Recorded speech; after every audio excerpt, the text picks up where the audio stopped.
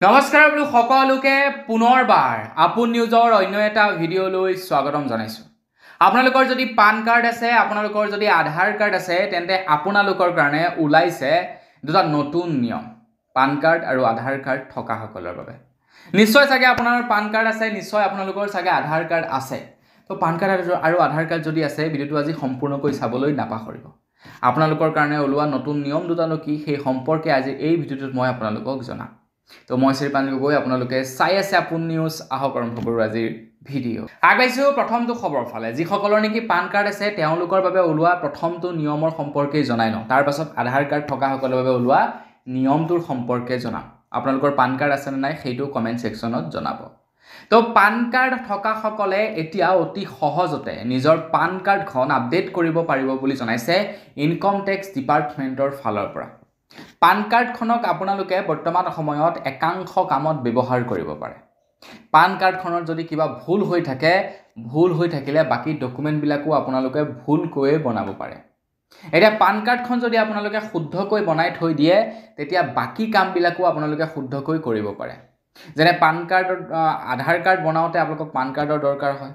যেনে আপোনালোকে ration card বনাওঁতে আপোনালোকক পান কাৰ্ডৰ দৰকাৰ হয়। এনেকুৱা বিভিন্ন কামত আপোনালোকক পান কাৰ্ডৰ দৰকাৰ হয়। বেংকৰ একাউণ্ট খোলোতে ইনফেক্ট আপোনালোকক পান কাৰ্ডৰ দৰকাৰ হয়। তো পান কাৰ্ডখন আমাক বহুতেই প্ৰয়োজনীয়। GST আপোনালোকে এপ্লাই কৰোঁতে, ইনকম টেক্স এপ্লাই কৰোঁতে প্ৰত্যেকটো ক্ষেত্ৰত আপোনাক পান কাৰ্ডখন প্ৰয়োজন হয়। যদি পান কাৰ্ডখন ভুল হৈ যায় তেনেহ'লে বাকী ডকুমেণ্টবিলাকো ভুল হয়। পান কাৰ্ডৰ যদি ডেট অফ বাৰ্থটো ভুল হৈ থাকে, বাকী ডকুমেণ্টবিলাকতো আপোনালোকৰ ডেট অফ বাৰ্থসমূহ ভুলকৈ গুচি যাব। তো সেইবাবে ইনকম টেক্স ডিপাৰ্টমেণ্টে কৈছে যে আপোনালোকে পান কাৰ্ডখন এতিয়া সহজতে আপডেট কৰিব পাৰিব বুলি জনাইছে ইনকম টেক্স ডিপাৰ্টমেণ্টৰ ফালৰ পৰা। তো এই অক্টোবৰ মাহত সলনি কৰিছে তেওঁলোকে নিয়মসমূহ, যাৰ জৰিয়তে সহজতে আপোনালোকে এতিয়া পান কাৰ্ড আপডেট কৰিব পাৰিব, পান কাৰ্ড সলনি কৰিব পাৰিব। আপোনালোকৰ মোবাইল ফোনটো ব্যৱহাৰ কৰিব পাৰিব, নতুবা আপোনালোকে যিকোনো এটা CSC চেণ্টাৰত গৈ সহজতে পান কাৰ্ড আপডেট কৰিব পাৰিব। একদম চিম্পুল পদ্ধতিত।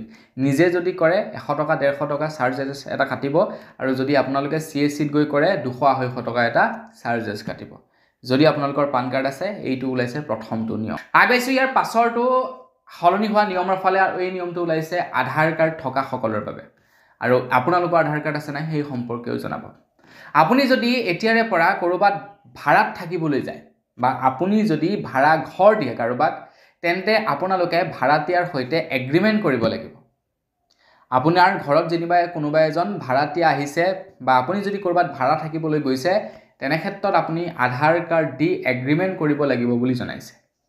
এইটো এটা কেন্দ্ৰ চৰকাৰৰ ফালৰ পৰা নতুনকৈ নিয়ম জাৰি কৰি দিছে, যাতে কোনো ভাড়াতীয়া বিপদত নপৰক বা কোনো ভাড়াঘৰৰ মালিক যাতে বিপদত নপৰক, তাৰ কাৰণে এই নিয়মটো বনাইছে। এতিয়া এই নিয়মটোৰ ফলত কেনেধৰণৰ লাভালাভ হ'ব? ধৰি লওক কোনোবা এজন অচিনাকি ব্যক্তিয়ে ভাড়া থাকিবলৈ গৈছে, তেখেতে কিবা এটা যেনিবা কাম কৰি পলাই গুচি গ'ল, তেখেতক বিচাৰিব ক'ত? যদি আধাৰ কাৰ্ডখন থাকে তেখেতক বিচৰাত সুবিধা হ'ব। এতিয়া আপুনি যেনিবা ক'ৰবাত ভাড়া থাকিবলৈ গৈছে, আপুনি ভাড়া আছে, আজি ভাড়া ঘৰটো ল'লে, আপোনাক 3000 টকাত ভাড়াটো দিলে। কালিলৈ কোনোবা এজন আহিলে, ক'লে যে 5000 টকা দিম, তাক ঘৰটো খালী কৰে, মোক দি দিয়ক। তেতিয়া মালিকে পইচাৰ লালসাত যদি পৰি আপোনাক উলিয়াই দিয়ে, আপুনিতো একো কৰিব নোৱাৰিব।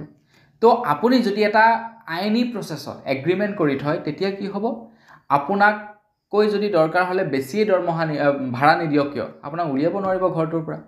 যদি 5000 টকাত কথা পাতিছে, তেনেহ'লে আপুনি 5000 দিলেই হ'ল, তাতকৈ বেছি দিব নালাগে। আৰু যিটো সময় থাকিব সেই সময়লৈকে আপোনালোকে সিমানটো দিলেই হ'ল, বা অনাগত সময়ত যদি আপোনালোকে সেই ৰুমটো লৈ থাকে, তেতিয়া বেছি ভাড়া বা যিটো এগ্ৰিমেণ্ট হিচাপ হ'ব, সেই এগ্ৰিমেণ্ট মতে আপোনালোকে পইচা পাতি দিলেই হ'ব। এইটো এটা মানে সহজ পদ্ধতি কৰি দিছে, যাতে মানুহবিলাক বিপদত নপৰে। কিছুমান ভাড়াতীয়া ভাড়াঘৰৰ মালিক বিৰাট হাৰামি থাকে। সিহঁতে কি কৰিব, আপোনাক ৰুমটো দিব, দিয়াৰ পাছত এনেকুৱা কৰিব যে তই লোকৰ ঘৰত আছ, গতিকে সম্পূৰ্ণ অধিকাৰ মোৰ ভাগত, তই ইয়াতে যে এনেই আছোঁ, এনেকুৱা ধৰণৰ কৰে। মালিক কিছুমান চাবচোন বিৰাট অহংকাৰী মালিক থাকে। সিহঁতে কি কৰিব, যেন আমি ইয়াতে এনেহে পৰি আছোঁ, আমাৰ ঘৰ দুৱাৰ নাই, তেনেকুৱা ব্যৱহাৰ কৰে। সেই ছিষ্টেমবিলাক নচলিব। আৰে ভাই, আমি ইয়াত এনেই থকা নাই নহয়, তোমাৰ ঘৰ আছে, 10 ৰুমত পইচা দি তোমাৰ ঘৰ লৈছোঁ। আমি কি কাৰণে লৈছোঁ? ইয়াতে নিশ্চয় কিবা নহয় কিবা এটা কাম কৰিবলৈ আহিছোঁ। গতিকে আমি এনেই থকা নাই। তো তুমি আমাক কুকুৰৰ নিচিনা ব্যৱহাৰ কৰিলে নহ'ব। আমি এই ঘৰটোৰ মালিক। তো সেই বস্তুটোৰ কাৰণে আমি এগ্ৰিমেণ্ট কৰা দৰকাৰ।